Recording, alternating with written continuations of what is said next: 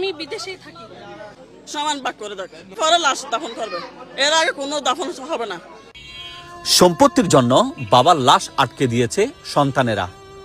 1-2 ঘন্টা নয়, টানা 40 ঘন্টা বাবার লাশ ছিল এই লাশবাহী ফ্রিজারে। বলছি সরকারি কর্মকর্তা সেকান্দারের কথা। 75 বছর বয়সে তিনি মৃত্যুবরণ করেছেন। জীবদ্দশায় 2টো বিয়ে করেছেন। প্রথম স্ত্রীর সন্তানদের তিনি সম্পত্তি দেন নাই। দ্বিতীয় স্ত্রীর সন্তানদের তিনি হেবার মাধ্যমে সম্পত্তি দিয়েছেন। এ নিয়ে অনেক মামলা মোকদ্দমা হয়েছে যখন তিনি বেঁচে ছিলেন। প্রথম স্ত্রীর কয়েকজন সন্তান সম্পত্তি পায়নি, সেজন্য তারা বাবার লাশ দাফন করতে দেয়নি। শেষমেশ টানা পুলিশকেও আসতে হয়েছে। টানা 40 ঘন্টা বাবার লাশ এখানে অ্যাম্বুলেন্সে থাকার পর একটা সিদ্ধান্তে আসা হয়। সেটা হচ্ছে দ্বিতীয় স্ত্রীর সন্তানেরা প্রথম স্ত্রীর সন্তানদের 4 শতক জায়গা লিখে দিবে। লিখিত চুক্তির পর সে লাশ দাফন করা হয়েছে। 20 ডিসেম্বর ভোর 5:30টার দিকে সেকান্দার মৃত্যুবরণ করেন।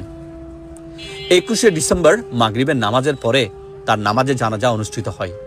এরপরেই পারিবারিক কবরস্থানে তাকে দাফন করা হয়েছে। আলোচিত এই ঘটনাটা ঘটেছে চট্টগ্রামের হাটহাজারী উপজেলার পৌরসভার একটি গ্রামে।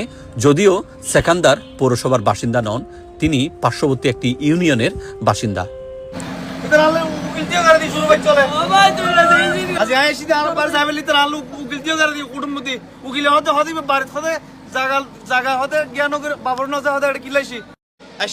শুধু কষ্ট করে শুধু শেষ যাইবেলে কিন্তু আপনি যে এটা এর মধ্যে যে এটা আলু উকিল করে মাই স্বপ্ন না ভাবি। আমার বাবা বলছিল অনেকবার, হয় তুমি এমতিয়াজের মা আমার ছেলেকে জায়গা দিয়ে দিও, রাত্রে বলছি সকাল উঠে গেছে। এগুলো 4 বছর আগের ঘটনা। আমরা তো শান্তি চাই, আমরা আমার বাপের ছেলে না, আমরা তো আমার বাপের ছেলে, আমরা আমার বাপের ছেলে মেয়ে 5 জন। ওই আমাদের ঘরে তালা মেরে দিছে ওরা। আজকে আমার বউ 6 মাস ঘুরছে, কেসের ফাইল আছে, আমার বউকে ওরা বাসায় ঢুকতে গেছে 6 মাস আগে আসছে, পরে আবার চলে গেছে 6 মাস ঘুরে গেছে 9 মাসের মধ্যে। আমাদেরকে একটু ঘরে ঢুকাই দেন, আমাকে একটা বছর আমাকে বাইরে বাইরে রাখছো। ওরা আমার নামে মামলা করছে যে আমি ওদেরকে বের করে দিছি। এখন আমি নিজেই বাইরে, আজকে 2টা বছর ধরে।